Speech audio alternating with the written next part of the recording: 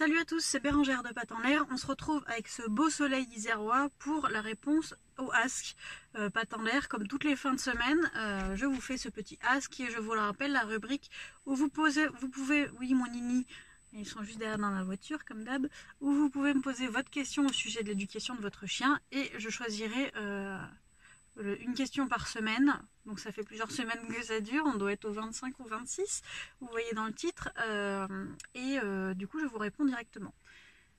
Merci de l'accueil que vous avez fait à la vidéo sur les préjugés autour de l'éducation canine. J'ai vu que ce format où vous me suivez un peu vous plaisait, et moi aussi en fait je préfère largement filmer en extérieur et au cours de la journée, comme je vous l'ai dit c'est bien plus facile pour moi.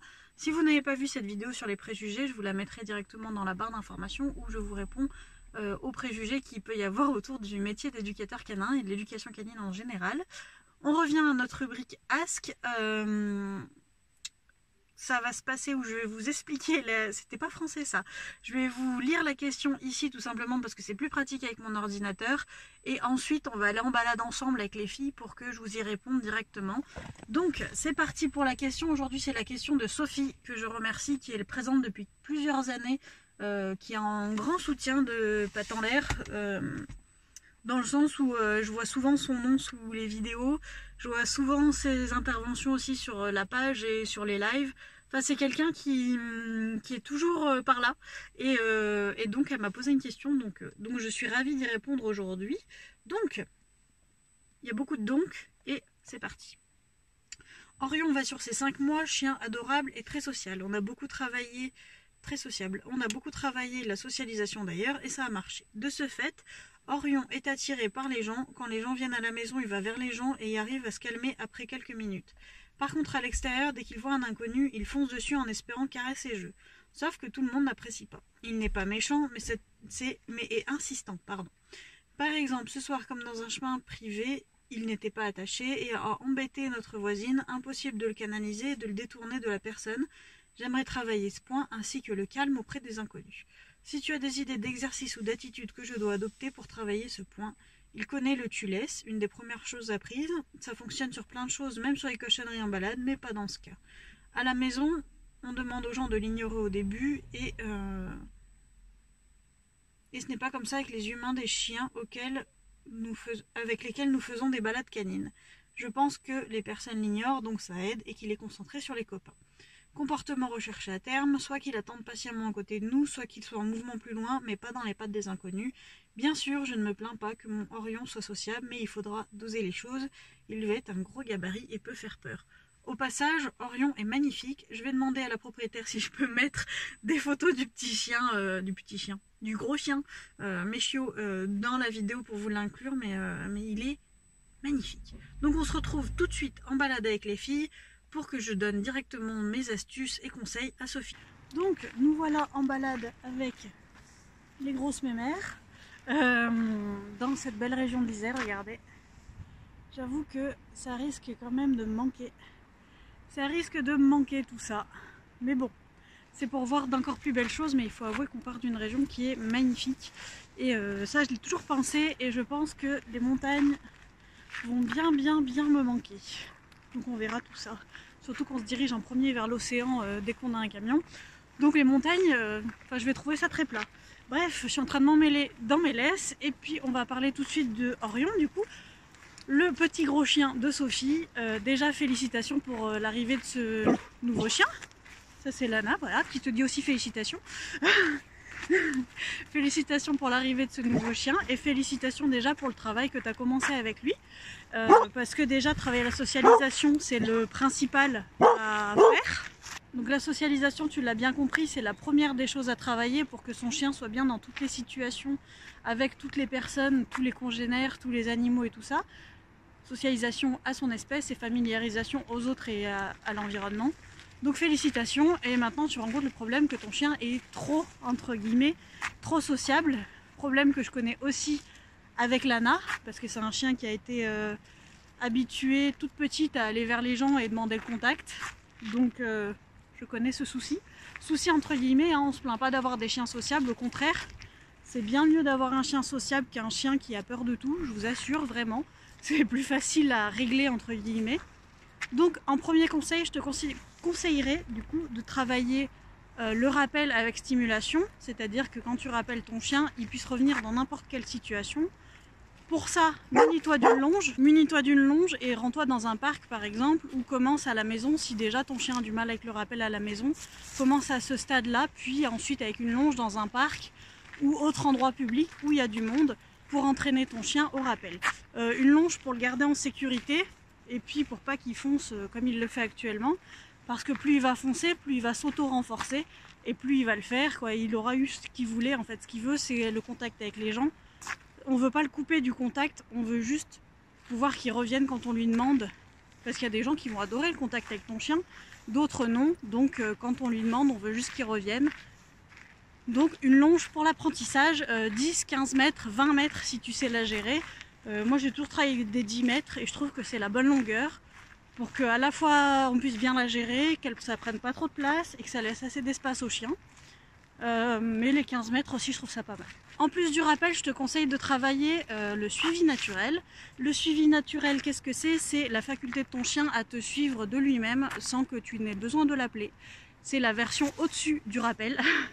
Et en fait, on l'apprend très simplement. Pareil avec la longe.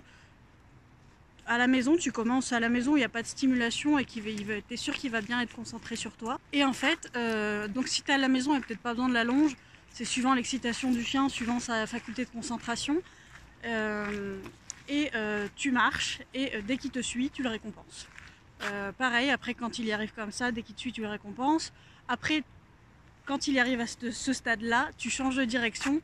S'il te suit pareil dans tes changements de direction, tu récompenses. Après, tu changes tes allures, tu fais un peu des directions n'importe comment. Et dès qu'il te suit, tu récompenses. Et ça va habituer ton chien à garder un œil sur toi et à se fixer sur toi. Le tu laisses, tu l'as appris, donc c'est très bien. À mon avis, il faudrait le retravailler aussi en stimulation parce qu'il est censé... Enfin, je m'en sers très souvent en clientèle pour, par exemple, les chiens qui ont du mal avec les livreurs ou des choses comme ça. Donc pour que ça fonctionne sur l'humain, il marche aussi très très bien. Donc à mon avis, tu devrais essayer soit avec des amis qui viennent à la maison, ou peut-être avec toi, ou si tu as quelqu'un dans ta vie et que la personne qui partage ta vie parce qu'il vous connaît par cœur et que ça fait moins d'émotions. Donc, mais c'est censé marcher avec les humains quand même, c'est censé être un ordre pour se détourner de ce qu'il est en train de faire. Donc dès qu'il va te voir ou va voir la personne qui partage ta vie ou quelqu'un de ta famille, tu dis tu laisses, il est censé pouvoir se détourner. Par contre, il faut quelque chose de plus motivant comme récompense et c'est peut-être ça le souci, c'est que l'humain est sa récompense suprême. Donc il va falloir trouver quelque chose de plus motivant pour lui qu'un humain. Je pense donc que la difficulté pour toi, elle va juste résider dans le fait de trouver quelque chose qui le motive plus qu'un contact humain. On se souvient aussi bien sûr qu'il n'a que 5 mois, que c'est un bébé chien. Il va rentrer dans quelques semaines dans la préadolescence, mais c'est un bébé chien. Et c'est un chien surtout qui a besoin de découvrir le monde. Donc il va falloir quand même garder des contacts avec les humains. Ça je sais Sophie que tu le sais, mais pour les autres personnes qui regardent cette vidéo, avoir un chien que vous tenez au pied, c'est bien, enfin c'est sécuritaire pour tout le monde. Tout le monde devrait pouvoir contrôler son chien. Contrôler dans le sens, si on le rappelle, il revient. Mais après, les chiens ont besoin de découvrir le monde. Donc avec les personnes autorisées, n'hésitez pas à lui faire de nouvelles rencontres humaines aussi. Surtout à 5 mois, il est en train de s'habituer à tout. Donc vraiment, enfin toute personne, tous âges, toute couleur, toute... enfant, âgé, enfin voilà, femme, homme, faut lui faire rencontrer le plus de monde possible, avec autorisation évidemment. Et voilà. Après, ces rencontres doivent pas être une source méga forte d'excitation, c'est-à-dire que s'il va vers les personnes pour avoir des câlins ou des bonbons à chaque fois, à la maison, peut-être supprimer les bonbons quand quelqu'un rentre ou quelque chose comme ça, pour pas que l'humain soit associé à chaque fois à des bonbons, parce que sinon, évidemment, il va vouloir aller vers tout le monde pour recueillir des bonbons. Je suis en train de surveiller les miennes en même temps. Les filles, on laisse? C'est bien! Il y avait un truc mousseux par terre, bizarre. On préfère laisser tout ça. Donc on en était où? Oui, du coup, à la maison, pour les invités, le mieux c'est de l'ignorer le plus possible tant qu'il n'est pas calme, de ne pas le regarder, ne pas le toucher, ne pas lui parler. Il a même été montré qu'un sourire peut agir comme une récompense, parce qu'en fait votre chien cherche justement des marques d'attention, donc la moindre attention sera une récompense. Donc vraiment, l'ignorer au maximum et venir lui faire une caresse ou lui donner quelque chose en récompense, mais pareil, toujours dans le calme, quand lui-même est très calme et que il va pas remonter en pression pour rien. S'il remonte en pression, on recommence, on ignore. S'il y a besoin, on tourne le dos. Si c'est un chien qui saute, on tourne le dos et on s'occupe de lui que quand il a les 4 pattes par terre. C'est déjà un bon début. Voilà pour les premiers conseils auxquels je pense. Si j'en vois d'autres, je les mettrai dans l'article de blog qui est associé à cette vidéo, qui est dans la barre d'information juste en dessous de cette vidéo, pour que vous puissiez recueillir tous mes conseils. Si vous avez un chiot, la socialisation c'est très très important. Et franchement, c'est l'idéal d'avoir un... C'est horrible de dire ça pour Sophie qui souffre de son chien qui fonce vers tout le monde. Mais c'est l'idéal d'avoir un chien, quoi, l'idéal. D'avoir un chien qui aime tout le monde, c'est parfait parce que on peut le travailler à aimer tout le monde, mais à ne pas foncer sans autorisation. Tu peux aussi faire ça, le travailler de façon à ce qu'il n'y aille qu'avec un mot, par exemple. Il y a plein de choses à faire. Cette vidéo serait trop longue pour tout détailler, mais déjà ces premières pistes peuvent déjà t'aider.